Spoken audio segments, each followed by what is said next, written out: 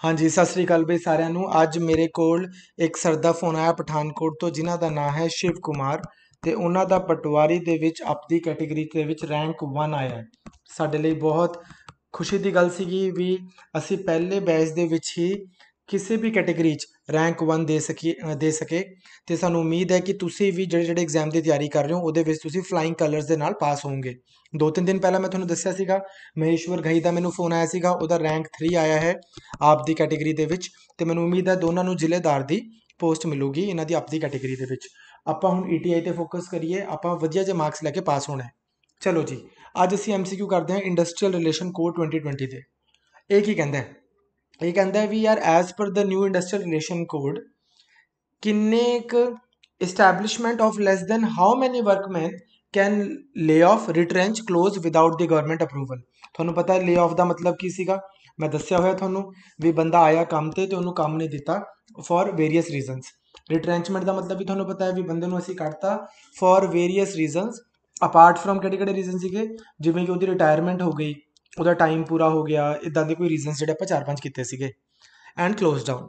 ਤਾਂ ਤੁਹਾਨੂੰ ਪਤਾ ਹੈ ਵੀ ਹੁਣ ਜਿਹੜਾ ਇੰਡਸਟਰੀਅਲ ਰਿਲੇਸ਼ਨ ਕੋਡ ਹੈ, ਕੱਲ ਪਰਸੋਂ ਅਸੀਂ ਡਾਊਟ ਸੈਸ਼ਨ ਜਿਹੜਾ ਕੀਤਾ ਸੀਗਾ, ਜਿਹੜੇ ਸਟੂਡੈਂਟ ਸਾਡੇ ਨਾਲ ਜੁੜੇ ਹੋਏ ਨੇ ਉਹਨਾਂ ਨੂੰ ਪਤਾ ਹੋਊਗਾ ਵੀ ਇੱਕ ਸਰ ਸੀਗੇ ਦੀਪ, ਉਹਨਾਂ ਨੇ ਵੀ ਪੁੱਛਿਆ ਸੀਗਾ ਤੇ ਮੈਂ ਦੱਸਿਆ ਸੀ ਵੀ ਇੰਡਸਟਰੀਅਲ ਰਿਲੇਸ਼ਨ ਕੋਡ ਹੈ। ਹੁਣ ਉਸ ਤੋਂ ਬਾਅਦ ਦਾ correct answer is 300। The answer is 300 ਕਿ as per the new industrial relation code establishment ਜਿਨ੍ਹਾਂ ਦੇ 300 ਤੋਂ ਘੱਟ ਬੰਦੇ ਜਿਨ੍ਹਾਂ ਕੋਲ ਕੰਮ ਕਰਦੇ ਨੇ, ਉਹਨਾਂ ਨੂੰ ਜੇ ਕਿਸੇ ਬੰਦੇ ਨੂੰ ਲੇ ਆਫ ਕਰਨਾ ਹੈ, ਰਿਟਰੈਂਚ ਕਰਨਾ ਹੈ ਜਾਂ ਕਲੋਜ਼ ਕਰਨਾ ਹੈ ਉਹਨੂੰ ਐਸਟੈਬਲਿਸ਼ਮੈਂਟ ਨੂੰ, ਤਾਂ ਉਹਨਾਂ ਨੂੰ ਗਵਰਨਮੈਂਟ ਦੀ ਪਰਮਿਸ਼ਨ ਨਹੀਂ ਚਾਹੀਦੀ ਜੇ ਉਹਨਾਂ ਕੋਲ 300 ਤੋਂ ਘੱਟ ਬੰਦੇ ਕੰਮ ਕਰਦੇ ਨੇ। ਹੁਣ ਲੇ ਆਫ, ਰਿਟਰੈਂਚ, ਕਲੋਜ਼ ਕੀ ਹੁੰਦਾ ਯਾਰ, ਉਹਦੇ ਲਈ ਤਾਂ ਤੁਹਾਨੂੰ ਪ੍ਰੋਪਰ ਪੜ੍ਹਨਾ ਪਏਗਾ ਇੰਡਸਟਰੀਅਲ ਡਿਸਪਿਊਟਸ ਐਕਟ ਕੀ ਹੁੰਦਾ। ਚਲੋ ਜੀ next, the industrial relation code 2020 allows EMPLOYER to keep the EMPLOYEES for specific duration. ਇਹ ਬਹੁਤ ਇੰਪੋਰਟੈਂਟ ਕੁਐਸਚਨ ਹੈ ਬਈ, ਇਹ ਮੈਨੂੰ ਇੰਪੋਰਟੈਂਟ ਲੱਗ ਰਿਹਾ ਕਿਉਂਕਿ ਇਹ ਇਕਨੋਮਿਕਸ ਦੇ ਵਿੱਚ ਵੀ ਬਹੁਤ ਜ਼ਿਆਦਾ ਡਿਸਕਸ ਹੋ ਰਿਹਾ ਹੈ। specific duration so that these employees won't be paid retrenchment compensation if terminated। ਇੱਕ ਸਪੈਸ਼ਲ ਟਾਈਪ ਆਫ ਕੈਟੇਗਰੀ, ਤੁਹਾਨੂੰ ਯਾਦ ਹੋਊਗਾ ਜਿਹੜੇ ਸਾਡੇ ਸਟੂਡੈਂਟਸ ਨੇ, ਜਦੋਂ ਮੈਂ ਤੁਹਾਨੂੰ ਇੰਡਸਟਰੀਅਲ ਡਿਸਪਿਊਟਸ ਐਕਟ ਕਰਾਇਆ ਸੀਗਾ ਤੇ ਮੈਂ ਤੁਹਾਨੂੰ ਫਿਰ ਬਾਅਦ ਚ ਸ਼ਡਿਊਲ ਕਰਾਉਂਦੇ ਹੋਏ ਦੱਸਿਆ ਸੀਗਾ ਵੀ 6 ਟਾਈਪ ਦੇ ਸਾਡੇ ਕੋਲ ਵਰਕਰ ਸੀਗੇ ਉਸ time, casual worker, apprentice and so on, ਤੇ ਇੱਕ ਨਏ ਟਾਈਪ ਦਾ ਵਰਕਰ ਐਡ ਕੀਤਾ। ਤਾਂ ਹੁਣ ਉਸ ਵਰਕਰ ਨੂੰ ਐਡ ਕਰਨ ਦਾ ਪੁਆਇੰਟ ਕੀ ਹੈ ਵੀ ਜੇ ਉਹਨੂੰ ਕੱਢਣਾ ਪੈ ਜਾਏ, ਜੇ ਇੰਪਲੋਇਰ ਨੂੰ ਉਸ ਵਰਕਰ ਨੂੰ ਜੇ ਕੱਢਣ ਦੀ ਲੋੜ ਪਵੇ ਜਾਂ ਫਿਰ ਉਹਦਾ ਕੰਟਰੈਕਟ ਰੀਨਿਊ ਨਾ ਕਰਨਾ ਹੋਵੇ, ਤਾਂ ਇਹ ਨਹੀਂ ਹੈਗਾ ਵੀ ਫਿਰ ਉਹਨੂੰ ਕੋਈ ਕੰਪਨਸੇਸ਼ਨ ਦੇਣੀ ਪੈਣੀ ਹੈ, ਰਿਟਰੈਂਚਮੈਂਟ ਕੰਪਨਸੇਸ਼ਨ। ਉਸ ਇੰਪਲੋਇਰ ਨੂੰ ਨਿਊ ਕੈਟੇਗਰੀ ਆਫ ਉਸ ਇੰਪਲੋਈ ਨੂੰ, ਉਸ ਨਿਊ ਕੈਟੇਗਰੀ ਆਫ ਇੰਪਲੋਈ ਨੂੰ ਅਸੀਂ ਕੀ ਕਹਿੰਦੇ ਆ? Casual employee, fix term employee, apprentice ਔਰ permanent employee.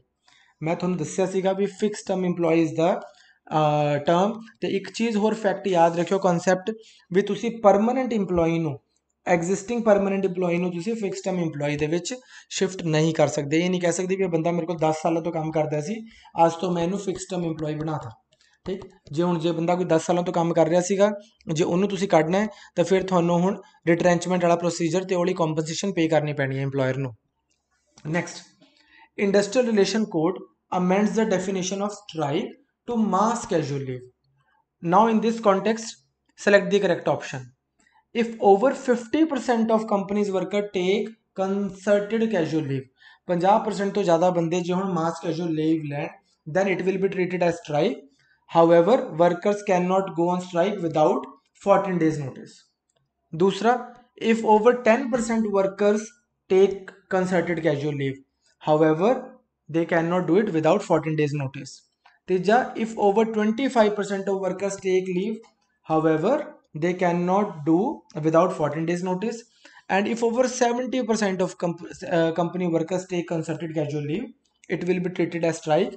however workers cannot go on strike without 14 days notice।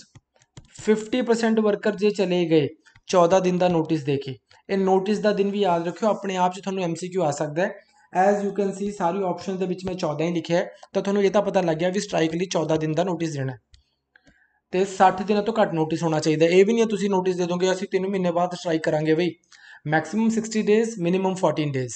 ਨਾਓ ਦੂਜੀ ਚੀਜ਼ ਕੀ ਹੈ, ਕਿੰਨੇ ਪਰਸੈਂਟ ਵਰਕਰ ਨੇ ਜੇ if they are ਪਾਰਟਿਸਿਪੇਟਿੰਗ in that casual leave only, then it will be classified as strike। answer is 50%। answer would be A, याद करो।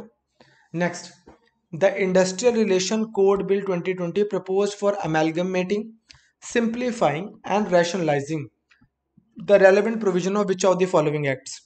ਕਿਹੜੇ act ਨੂੰ ਰੈਸ਼ਨਲਾਈਜ਼ ਕਰਨ ਲਈ ਇਹ ਕੋਡ ਬਣਾਇਆ ਗਿਆ ਹੈ? Trade unions act, industrial employment standing order act, industrial disputes act and all of the above.